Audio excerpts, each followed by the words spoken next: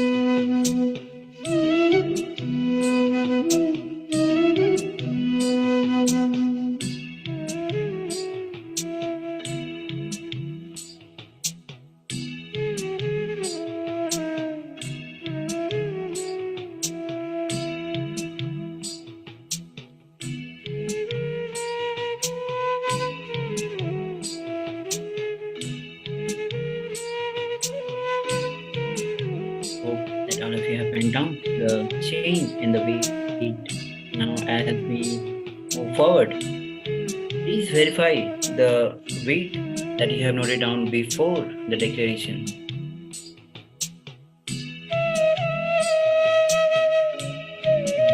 Verify the difference. Now upload the video of this power manifestation that we have done on the social media. Go to KAILASA, that is events discussion page, and share the link on official Facebook. Upload your video of this manifestation. Share it with the hashtag of KAILASA and Paramashivoham Level 2. Now, as we have come to the conclusion of this session, let's join our hands in Namaskar Mudra in front of heart center and stretching the Puja Mudra. Purnamada Purnamidam Purnat Purnamadachyate Purnasya Purnamadaya Purnamevavashishyate. Om Shanti Shanti Shanti. Hari Om Tat Sat. Sarvam Bhagavad Shri Nithyananda Paramashivam Paduka Arpanamastu. Om Nithyanandam. Yes, as we come back with another exciting session, stay tuned. Meanwhile, as you still continue to share your experience of you manifesting the power. Now it's important to understand that you enriching others, sharing it to the social media is of prime importance. As you enrich others, you get enriched in return. Now,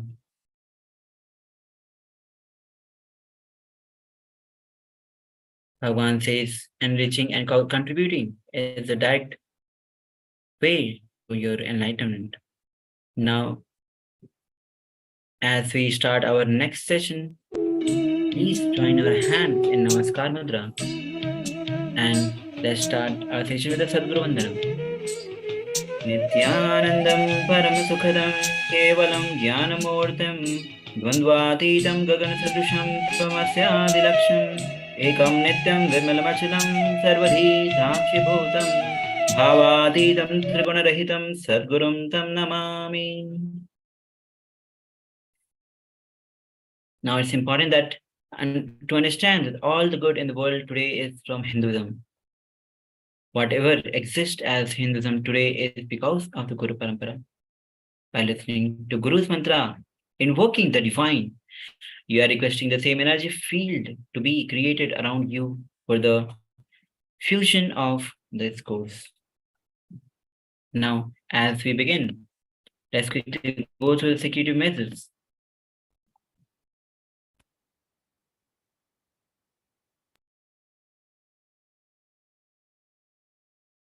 Now, it's important to understand the photo, video, and audio recording of any kind is strictly prohibited during all the sessions. Always be on the mute, and please turn on the camera throughout the class. Now, as we start our next session, which is wealth is the extension of you. Now, let's understand. Bhagavan is revealing. Wealth is not something which is outside from you. It is an extension of what is you. You go on accumulating something in your life. If you are conscious, organized, you accumulate wealth. Otherwise, you accumulate poverty. Here, I am asking you to become a creator. Wealth is not just money and gold alone. It is the space in which you feel abundance. I am not saying without money, start feeling abundance. Have enough and have the space enough, both. Now, here Bhagavan himself reveals about creating the wealth consciousness. What do I mean exactly by the word creating wealthy consciousness. See, here I am giving you a word, wealth consciousness. I mean few things. First, removing the self-contradicting desires of your inner space. Morning you feel like you want to work, make $1 billion and become a big boss of a company. Evening you feel like dropping everything and going and lying down in a beach and having vacation. See, one side you enjoy the busy life. The other side, your mind just want to get rid of everything. This constant oscillation, not having clarity, not having stability,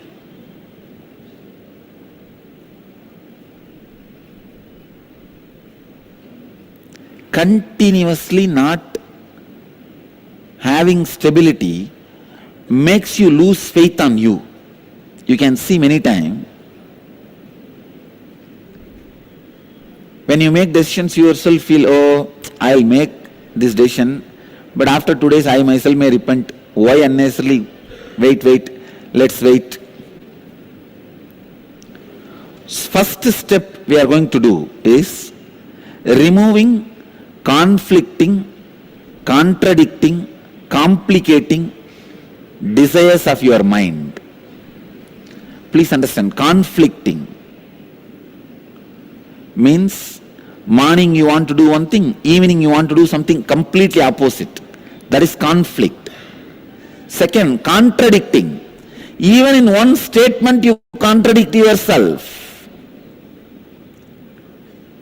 I have seen sometimes people come and tell me, my headache should get cured. The more and more number of times you tell, my headache should get cured, my headache should get cured, you are strengthening your headache inside. Because any word repeated more and more number of times inside is going to become strong inside.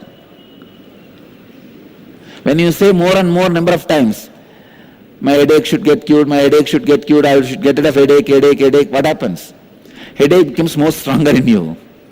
More number of times you remember the headache. Many times you strengthen your enemy inside you by repeating him in you.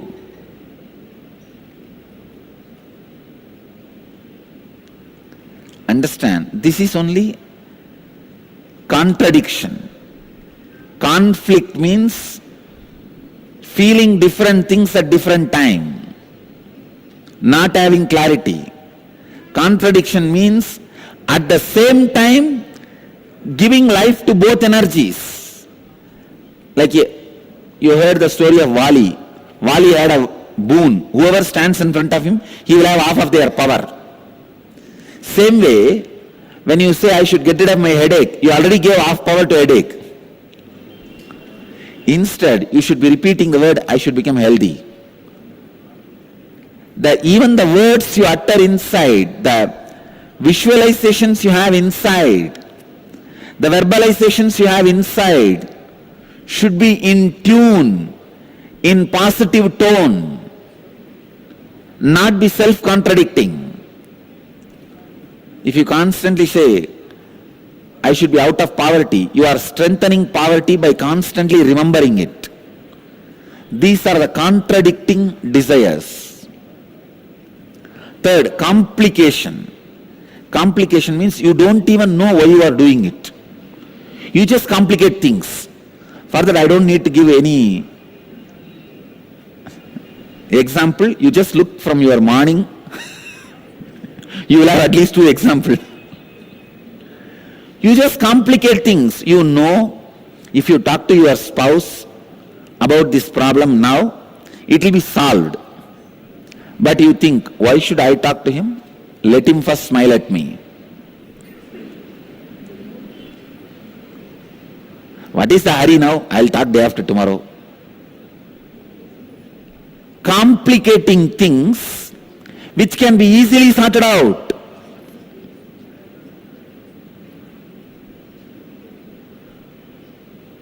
many of your desires, your movements, your actions, you complicate.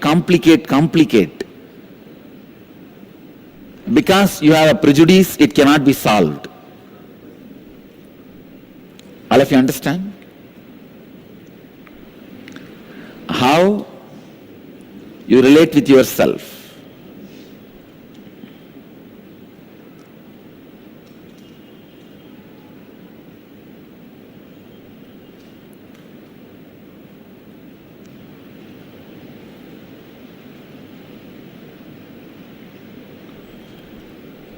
Conflicting, contradicting, complicating the desires.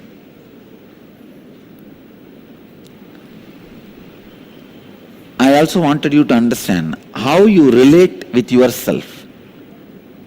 In two ways you relate with yourself. First, the lower identity or the lower ideas you carry about you, or the higher identity, higher ideas you carry about you. If I have to give an example, very small things sometimes you feel, no, I cannot walk 3 floors and go to my office. So I don't want that job. Sometimes very small things, you complicate it so much and you really believe it is a big problem. I am giving you one example, but look inside. You will see hundreds of examples where such a small thing, because of the lower ideas you carry.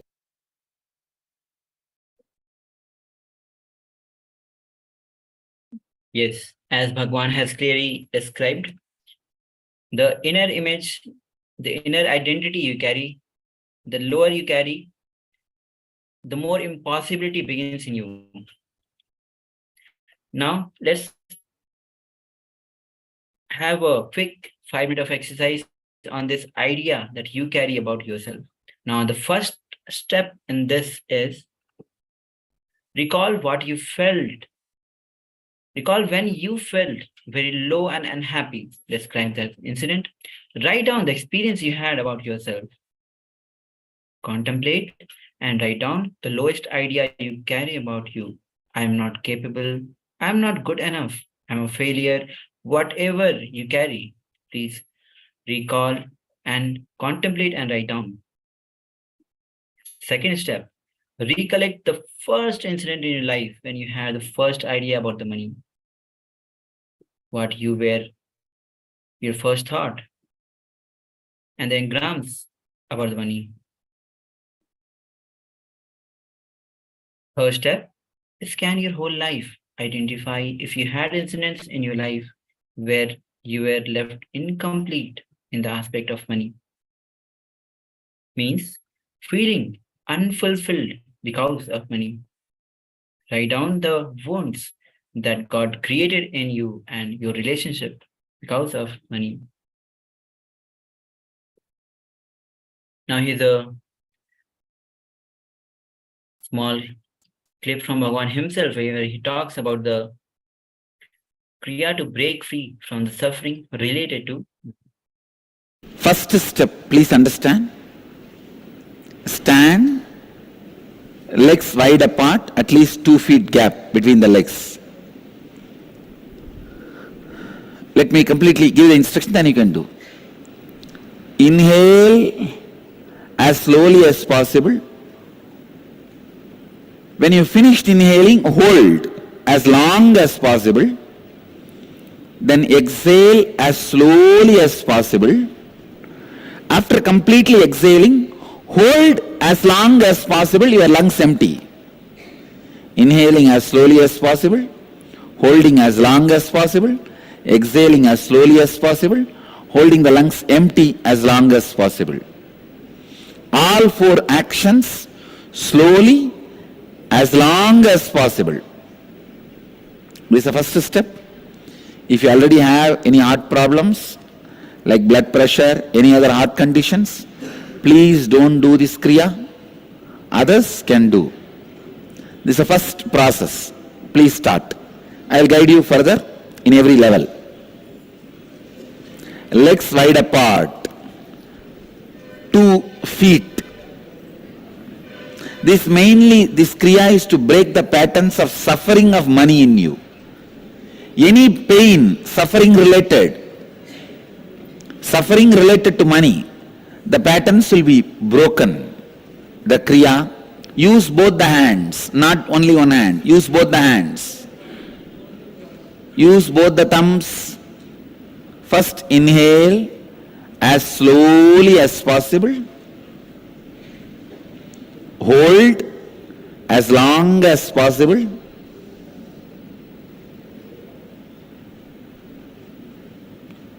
Exhale as slowly as possible. Hold the lungs empty without inhaling as long as possible. Do this continuously.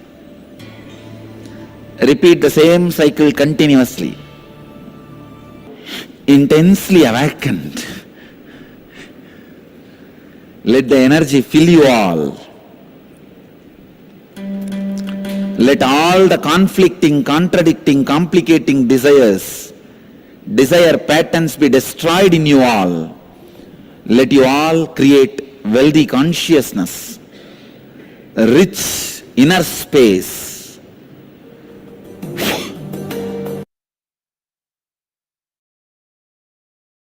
Yes, as guided by Bhagwan himself. Kriya to complete with all the sufferings caused by money. Now, again, the instruction is written down here. As we stand on both the feet, at least 2 feet apart, use both the hands to do this kriya. Inhale as slowly as possible. Then hold as long as possible. Then exhale slowly as long as possible. Hold your lungs empty as long as possible. Now repeat this steps again. Now as we continue to do so, it's time that we move forward. Now bring your awareness to the breath. Relax completely in the unclutched space. Now, please take 5 minutes as you repeat this process of inhalation, holding, and exhalation with bringing awareness to your breath and relax completely in the unclutched state. Yes, please continue.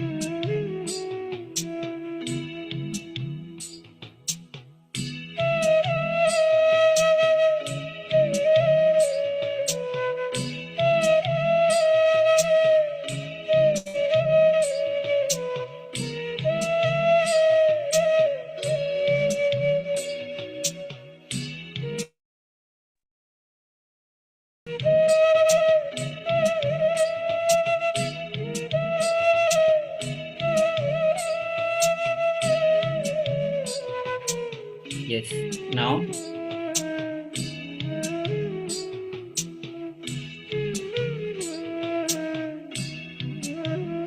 we have come to the end of this session. Now it's time that to receive the gift from KAILASA. So go to KAILASA's Paramashivoham.org/gifts and download this amazing books. First is Nitya Yoga, the understanding.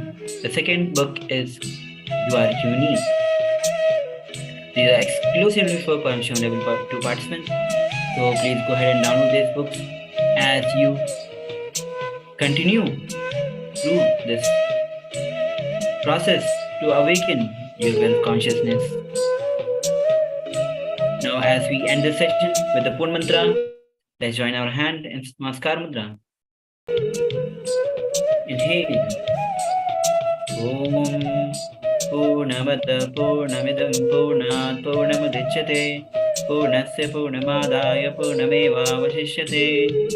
Om Shanti Shanti Shanti Hari Om Tat Sarvam Bhagavad Shri Nithyananda Paramashivam Paduka Arpanamastu. Om Nithyanandam.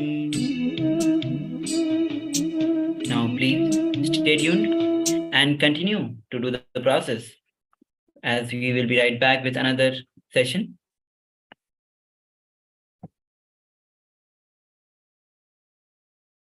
Please continue the process of awakening the health, wealth consciousness in you.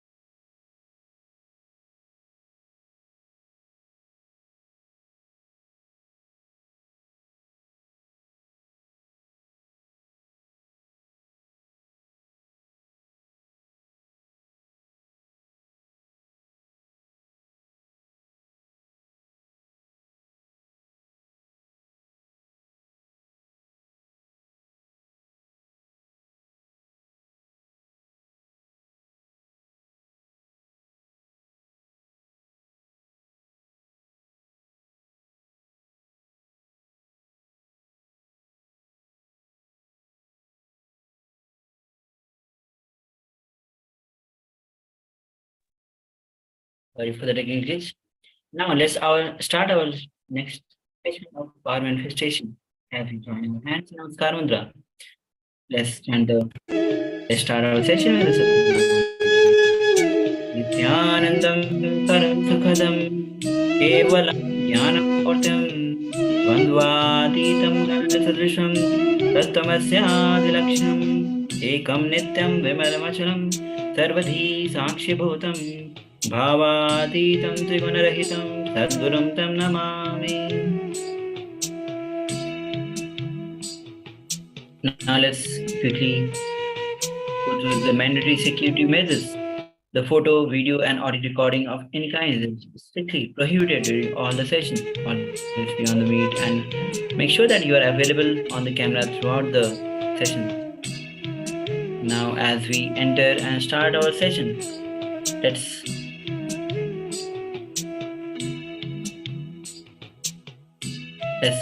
get few things ready which is prerequisite for manifesting the power. First is get a Living Enlightenment book, a copy of Living Enlightenment book. You can always go to paramashivoham.org and /gifts and download this book. Second is paper or notepad, pen. Then arrange an eye band, or if you don't have an eye band, please arrange a opaque cloth to close your eyes. The crystal shila or the granite slab. And the next item is the camera with the timestamp. Now, as you take few minutes to set up your camera,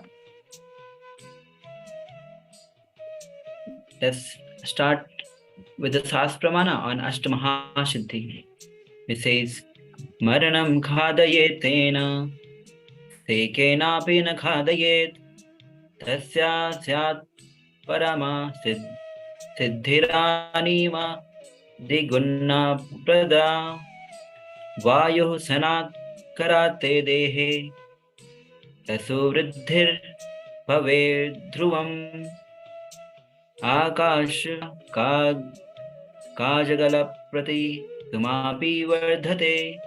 This is from Shiva Samhita, which means death is eaten by him. He is eaten by none. He manifests the highest power such as Anima, Lakhima, Mahima, etc. The Vayu, the wind energy, moves equally throughout his body. The juice of his body also increases, which is Rasa Vriddhi, the nectar exuding from the ethereal lotus also increases in him. Now we'll be manifesting the power of decreasing the weight of the object. For that, you need to have one volunteer. So please call your friends or families. You can even call through phones and physically you can call them. Now, as you arrange one volunteer, take few moments as you arrange one volunteer. Now, let's go through the instructions before power manifestation. Now, as you sit with the cross legs on the floor or on the chair with your head and spine in a straight line, visualize Paramashiva has come down as Bhagwan Nithyananda Paramashivam from KAILASA. Remember Paramashiva in your third eye. Sit with this powerful cognition and meditate on it. Think intensely. You are Nithyananda Paramashivam. Anything you think you as your identity is false. Drop it. You are Nithyananda Paramashivam. Now, be in absolute unclutching, complete completion and oneness to experience the state, space, and powers of Paramashiva. Intensely vibrating with Ajapa Japa of Om Nithyananda Paramashivam. Have a deep feeling connection with Bhagwan to experience the being of Paramashiva. Now, receive a powerful cognition from the Living Enlightenment book. Open your book. You can open any random page and receive the powerful cognition, as this book is filled with every single word, every single page of this book is filled with powerful clicks that has the capability to enlighten you at that very instant. Now, as we move, the first step is pairing up with the partner. I hope all of you have arranged one partner for you to manifest this power. Now, the next step is manifesting the power with the partner. So please turn on your video recording.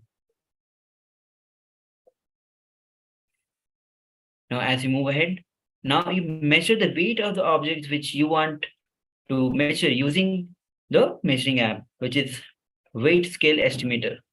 If you don't have, please go ahead and download this app. Place the object on the app. It will give you the weight of that particular object. Note down the weight. Now, next step is declare the change of the weight. Pen down the change in the weight.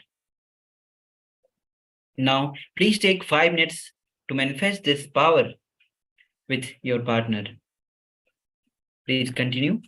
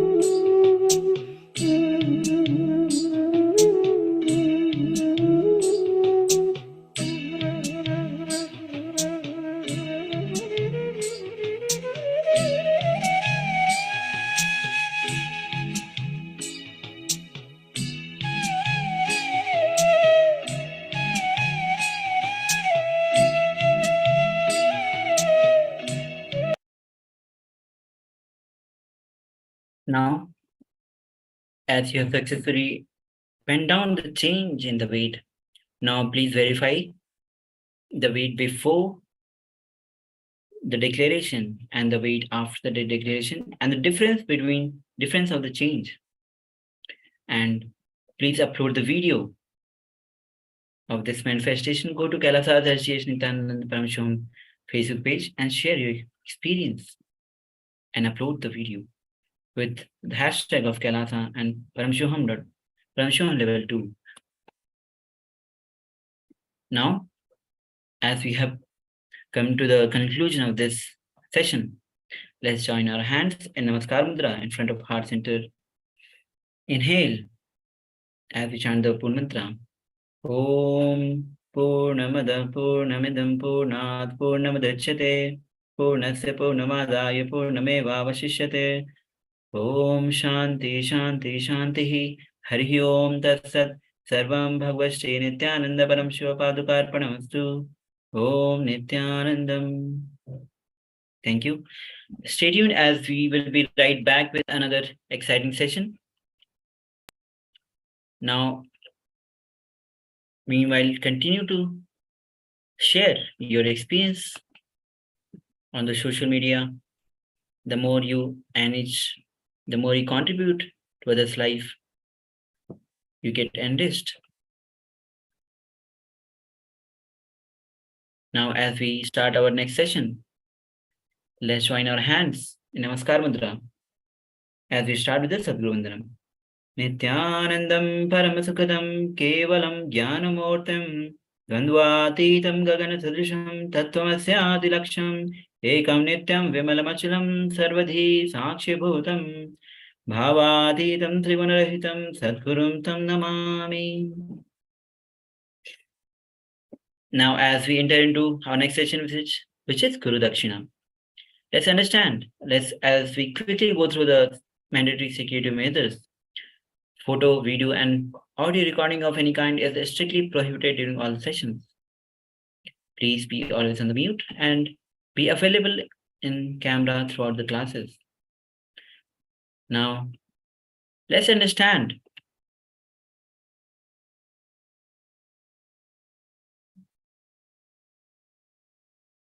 the word Dakshina. It is a sacred offering meant by the disciple unto the Guru as a mark of deep gratitude for the happening in our life and choosing us to bestow the auspicious Parameshwatva in us.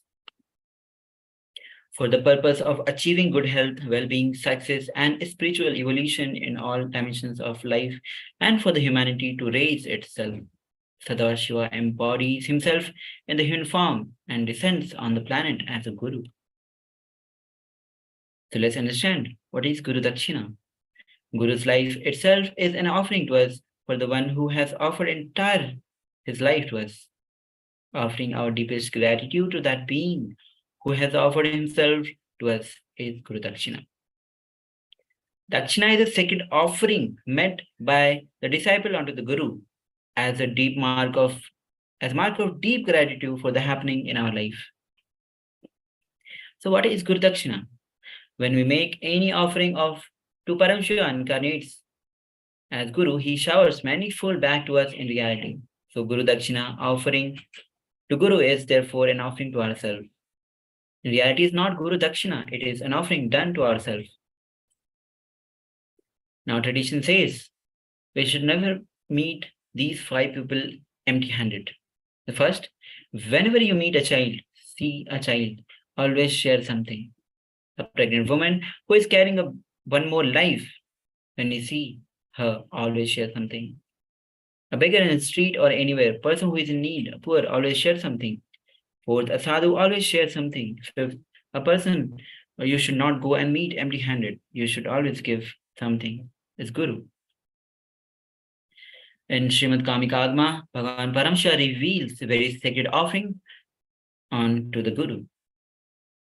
At the end, the chief sponsor, which is Yajman, should worship the chief Acharya, Guru, with the new cloths, gold rings, and others.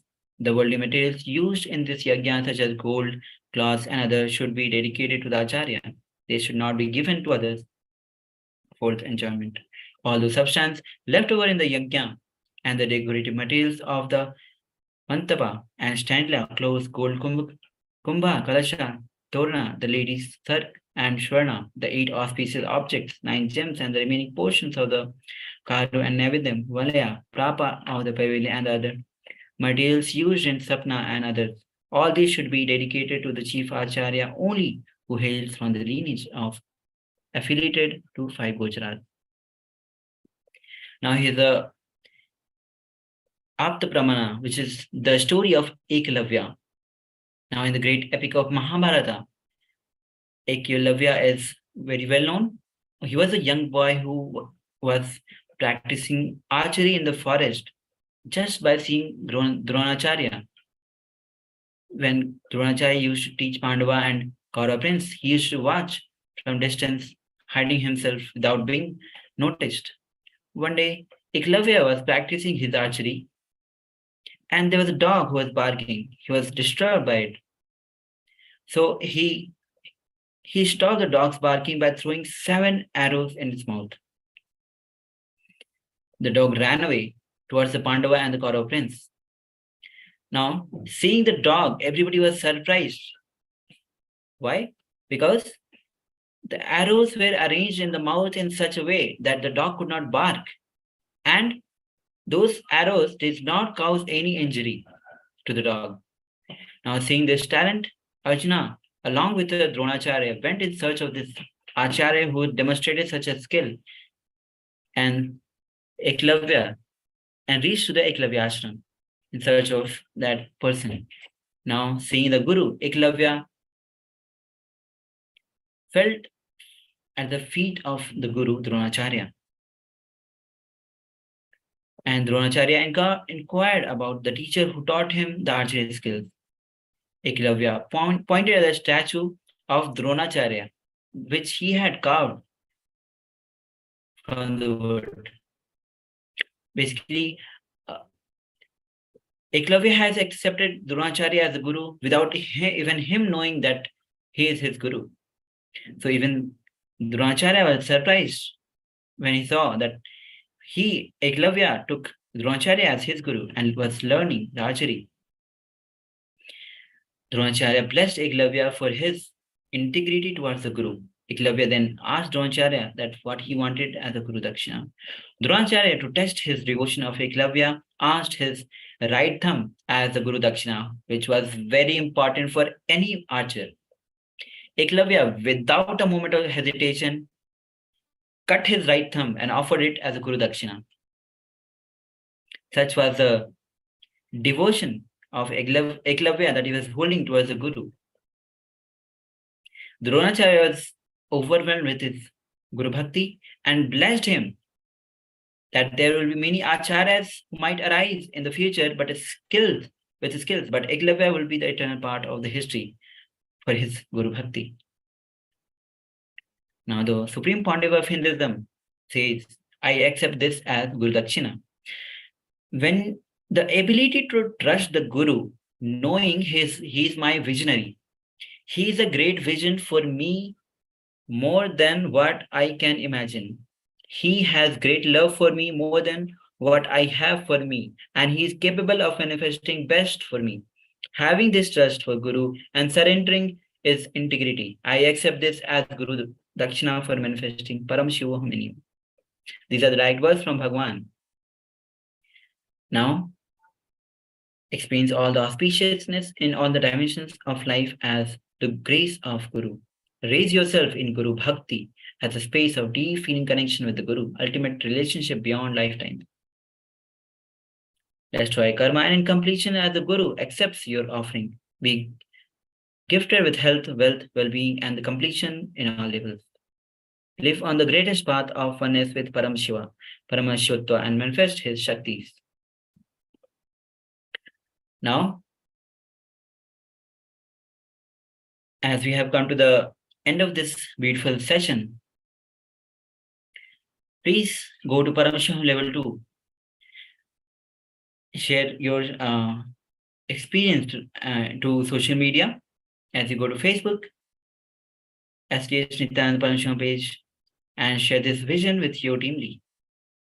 Please understand that Paramashivoham Level 2 is a lifestyle of Sri KAILASA, the only ecosystem preserving, reviving, and restoring the science of superconscious breakthrough. So go to Facebook and share your experience. Please take a few moments as you do so.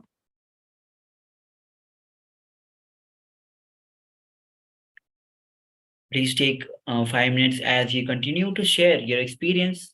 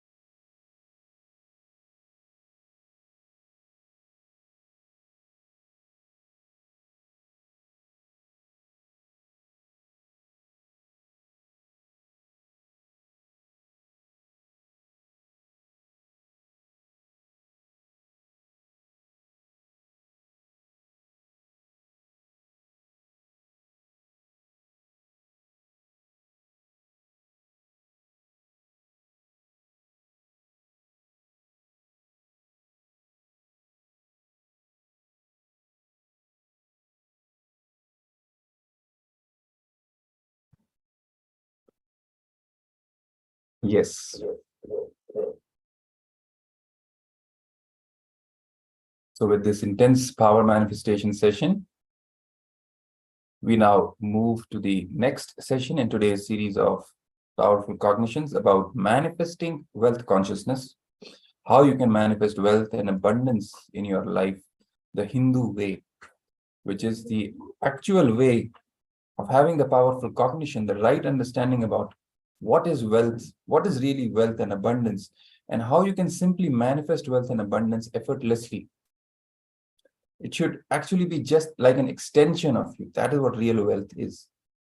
Not the currency sitting in the bank or something like that. No. Simply by the matter of your existence itself, you should attract wealth. From that space of completion and completing with all the patterns you have with respect to money, wealth, all the incompletions you have, some powerlessness that you have created from the early age about money, about wealth, completing with all that, and then manifesting powerfully an abundant existence. That is what is the Hindu way of manifesting wealth consciousness. So let's now continue with our sessions, Jnana sessions, with the powerful cognitions from the Supreme Pontiff of Hinduism, Bhagavan Nithyananda Paramashivam.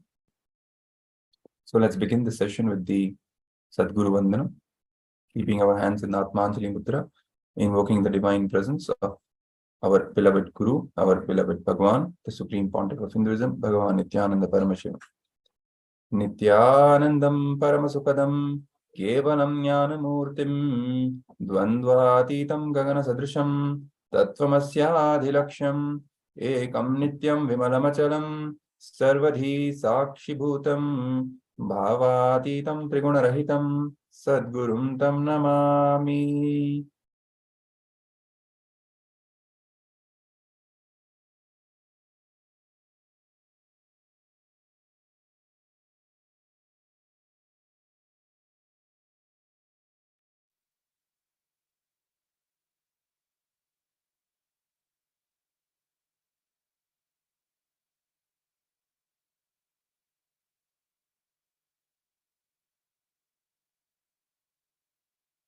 Security measures from KAILASA's National Security Agency, especially for those who are joining us via Zoom sessions, Zoom meetings. Photography, video, audio recording of any kind is strictly prohibited during all the sessions. Be on mute and be on camera throughout the class. If you need to step out in any unavoidable situation only, please inform the digital security officer or the concerned Acharya.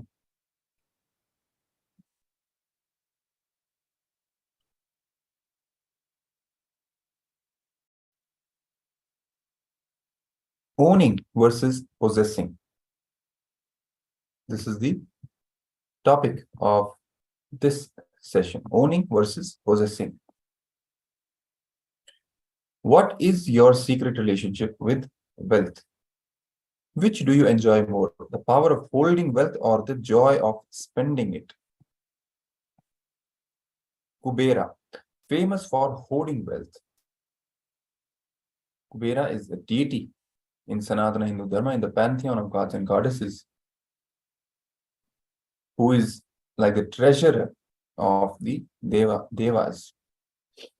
And he is famous for hoarding wealth. All his life he collects and never thinks of spending wealth.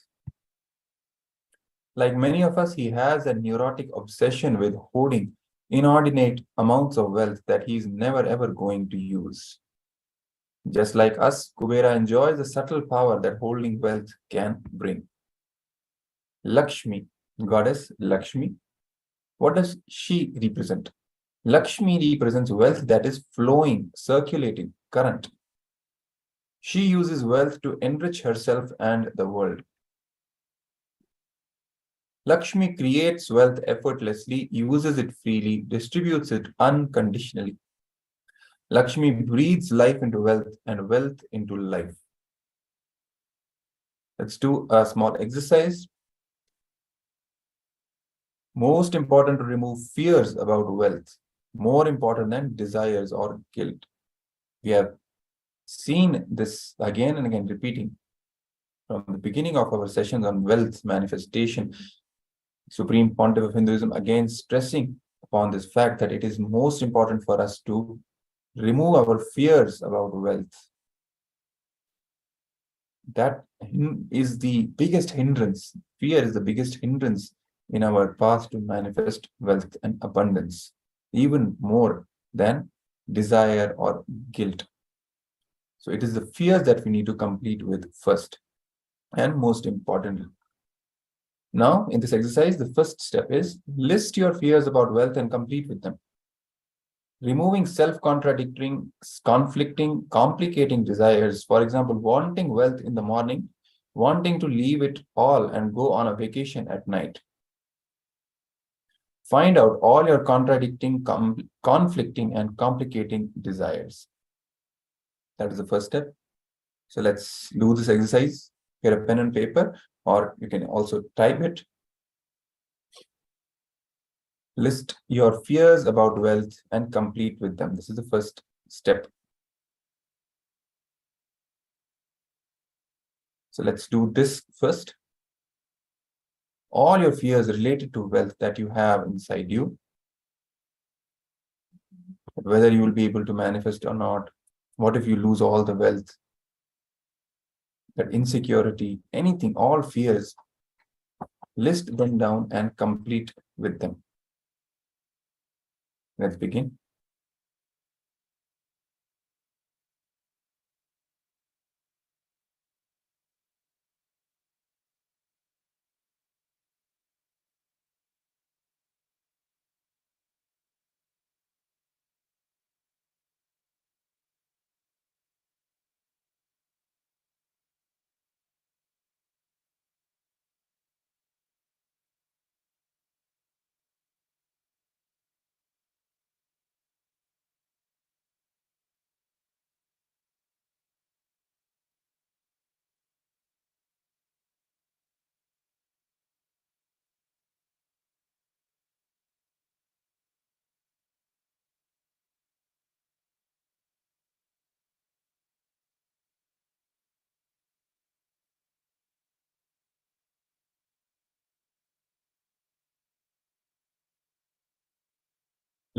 Let's list down all the fears that we have related to wealth, about wealth, and complete with all those fears.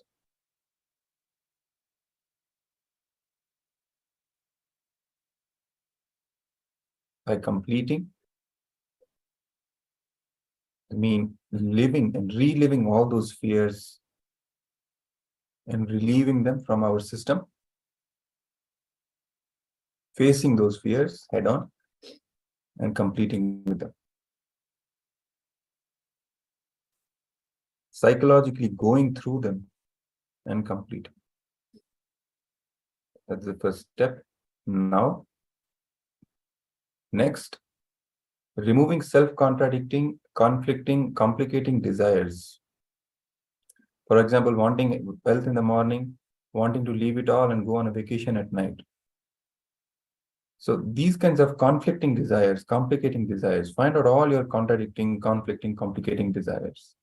So start digging into your consciousness and see where all you have your conflicting desires, because they will come in the way of you manifesting wealth. For example, on one side, you want to manifest wealth, you want to become rich, you have a lot of money, but on the other side, subtly you carry a hatred, subtle hatred towards rich people.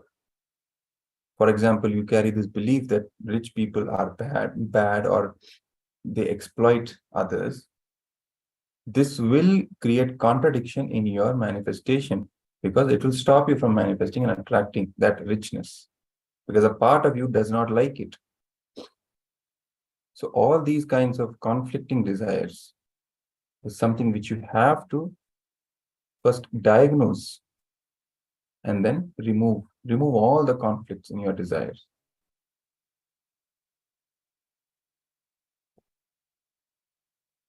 And have clarity in what you want from the space of completion, and then it will simply start manifesting. So let's find out all these complicating, conflicting, contradicting, desires that we have in life, especially related to manifesting wealth, abundance, richness.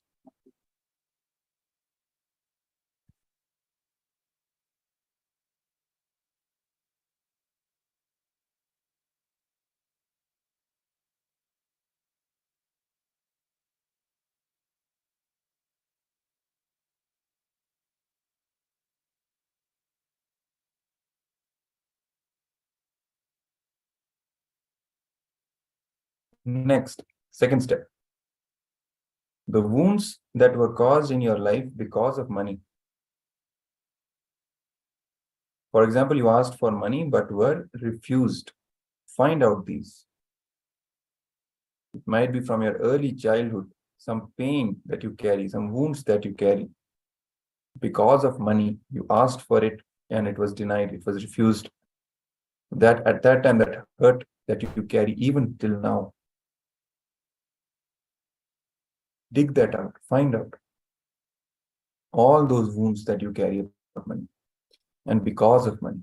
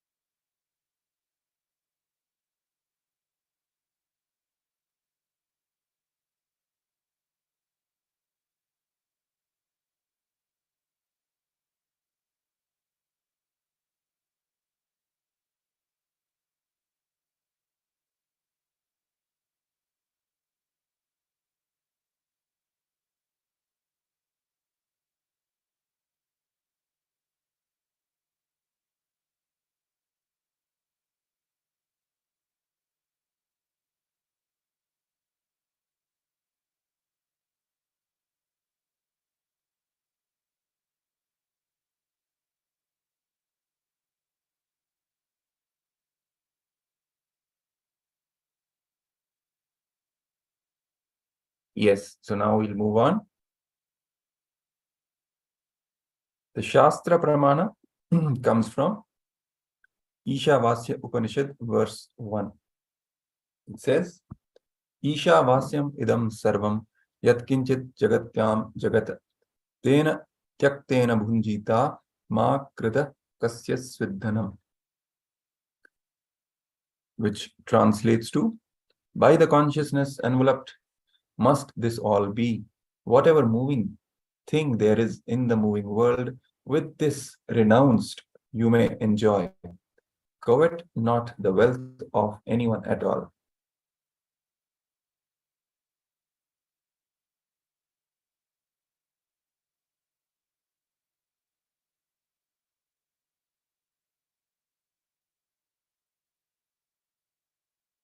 So Ishavasya Upanishad says, enjoy by not possessing, but owning.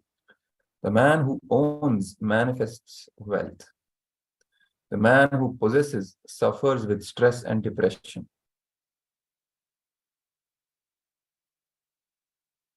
When you own and make more people enjoy, you manifest wealth.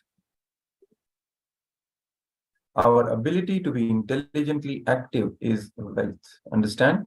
Intelligently active and constantly contributing. When we increase the number of waking hours, we will find out solutions for our problems, because by nature we cannot live with dilemmas.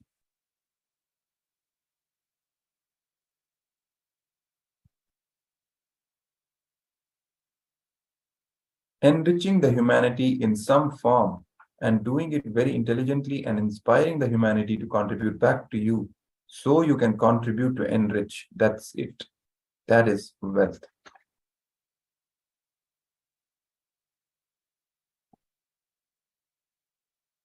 Creation of wealth is high enthusiasm. Just radiate enthusiasm in any line you touch. Maintain high enthusiasm. 11 hours a day, just for 21 days. Not only the wealth, but the very attitude towards wealth and attitude towards life, both will take quantum leap. Terrific enthusiasm, high enthusiasm is wealth. Wealth accumulated out of insecurity will never be useful when you are really in need. The responsibility you take that decides the kind of the wealth going to be around you. Your ability to intelligently enrich the society in some form and inspiring humanity to contribute back to you so that you can continue to enrich is wealth. That is strategy for wealth. The possibility you carry is your Lakshmi. The decision not to have incompletions, understand anything and everything you carry is your Saraswati.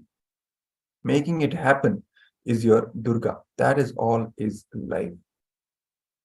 We can repeat the powerful cognitions from this slide again. Swamiji says, the possibility you carry is your Lakshmi.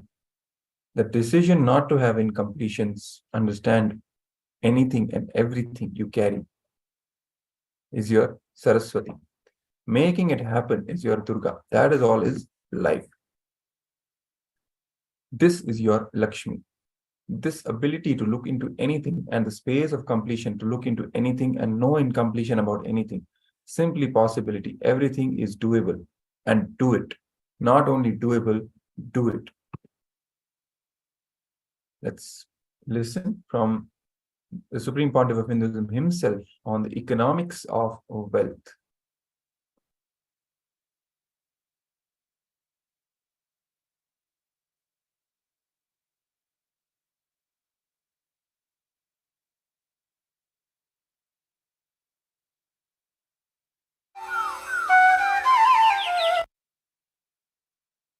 If you understand the Sadashiva's concept of currency and Sadashiva's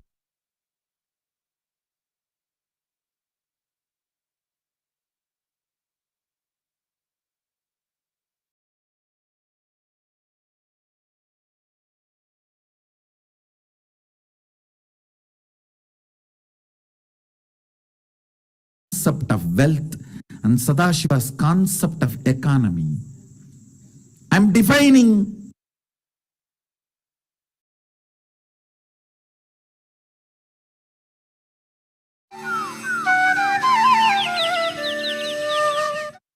if you understand the Sadashiva's concept of currency and Sadashiva's concept of wealth and Sadashiva's concept of economy, I'm defining wealth as per Sadashiva from Agamas. Your ability to intelligently enrich the society in some form. Enriching does not mean only through teaching. It can even be stitching their shoes. Even that is enriching. Enriching in some form.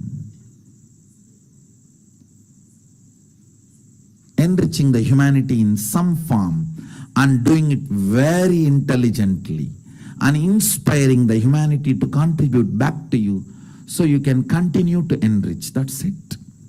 That is wealth. That is wealth consciousness. That's a strategy for wealth.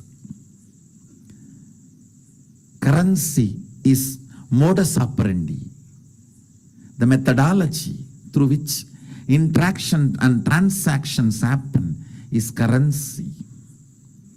If the wealth consciousness is awakened in multiple people and you make the currency more current, that is called economy. That's all. Understand, I have defined these three words clearly. I have clearly defined these three words. Wealth, currency, economy. End of the day, just if your existence makes money, you will not be bothered about money. Your very consciousness will live wealthy. The economy Sadashiva is teaching is neither capitalism, nor communism, or socialism. It is responsibilism.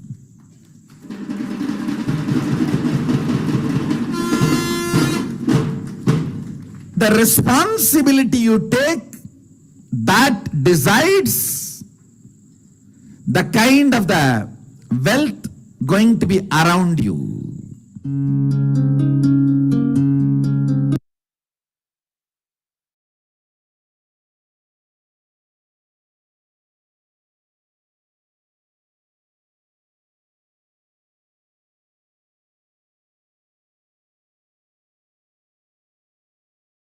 Yes, so we now reach the end of this session after this powerful cognition about wealth. The difference between owning wealth and possessing wealth. It is not by possessing that we manifest wealth consciousness, but owning it. It is from that space of ownership and taking responsibility, powerfulness, that we can manifest wealth consciousness in life. So the two gifts from the Supreme Pontiff of Hinduism for all the participants of this session. Bliss is the goal and the path, and Arunachala, these two ebooks, free, available for everyone, can enjoy. Vakyartha Sadas for 10 minutes. Please share in the official page, the Facebook page and other official handles of the Supreme Pontiff of Hinduism, and even in all your social media platforms, your handles, identifying what is stopping you from manifesting abundance, powerful cognitions about wealth, economics of wealth, owning versus possessing, understanding of Kubera and Lakshmi. So what all clicks you had, what all powerful cognitions you learned in this session about wealth manifestation and the economics of wealth, the difference between owning, possessing, and Kubera, Lakshmi. All these clicks you can share with others and enrich them also with these powerful cognitions, and invite them also to join the Paramashivoham Level 2 and manifest the life that they want in their lives. So you can become a cause for their reality to manifest. Make sure you, whenever you post in social media, you use the mandatory hashtags, hashtag Paramashivoham, hashtag KAILASA, hashtag Nithyananda. Let's now end with the Purna Mantra and then continue with the power manifestation session.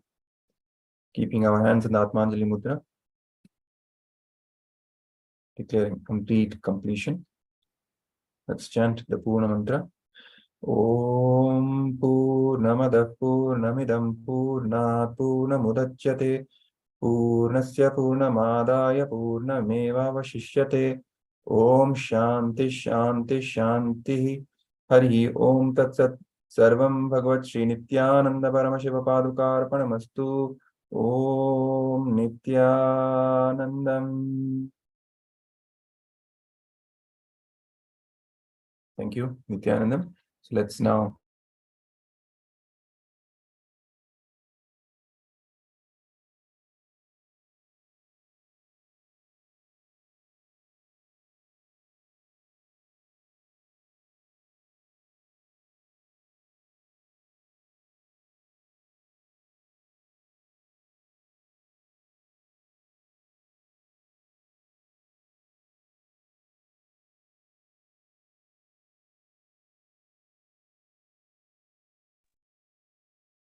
yes. So let's now start with the power manifestation session with the invocation of the divine presence and the grace of our beloved Bhagavan, the Supreme Pontiff of Hinduism, Bhagavan Nithyananda Paramashivam, with the chanting of the Sadguru Vandanam, keeping our hands folded in the Atmanjali Mudra, remembering Swamiji in our inner space. Please chant along with me. Nithyanandam Paramasukadam Kevalam Jnanamurtim Dvandvatitam Gagana Sadrisham Tattvamasyaadhilaksham Ekam Nityam Vimalamachalam Sarvadhi Sakshi Bhutam Bhavatitam Triguna Sadgurum Tam Namami. Security measures from KAILASA's National Security Agency. Photography, video and audio recording of any kind is strictly prohibited during all the sessions. Be on mute and be on camera throughout the class. If you need to step out in any unavoidable situation only, please inform the digital security officer or the concerned Acharya. Extraordinary powers of the divine. Let's begin setting up for the power manifestation round. Please get your copy of the Living Enlightenment book, pen, paper, an opaque cloth or eye band, and make sure you have a camera with the timestamp application installed. And the timestamp is clearly visible and shown on the screen itself. Power of Ashtamaha-siddhis, that's the power which we are manifesting today. In this round, we are going to manifest the power of decreasing the weight of the object. This is the power of Mahima.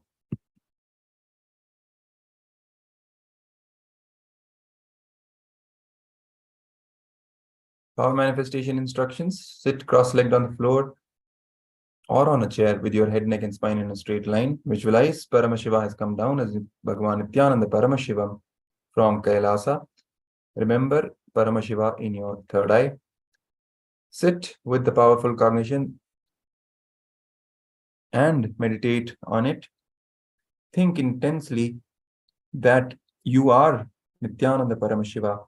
Anything else you think as your identity is delusion. Drop it. You are Nithyananda Paramashiva. Nithyananda Paramashiva. Carrying the space of absolute unclutching to experience the state of Paramashiva. Complete completion to experience the space of Paramashiva. Oneness to experience and manifest the powers of Paramashiva.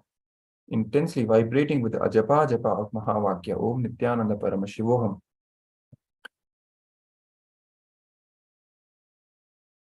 And experiencing deep feeling connection with Bhagavan to experience the being of Paramashiva. So now is the time to receive your powerful cognition from the Living Enlightenment book. Before we begin the power manifestation round, let's now receive the powerful cognition from Living Enlightenment.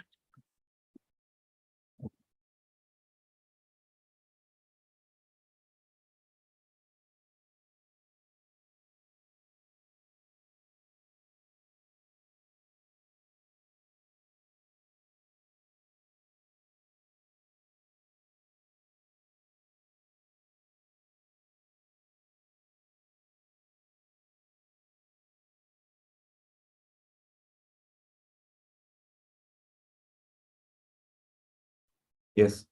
So let's now start manifesting this power.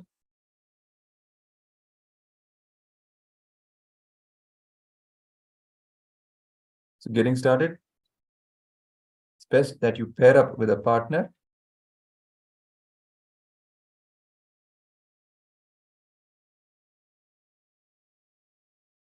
You will be manifesting for the other person, for the partner.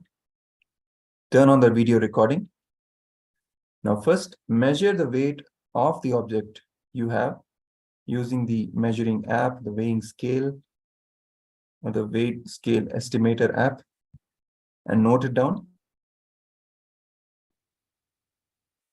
Let's take the measurement of the weight of the object and note it down.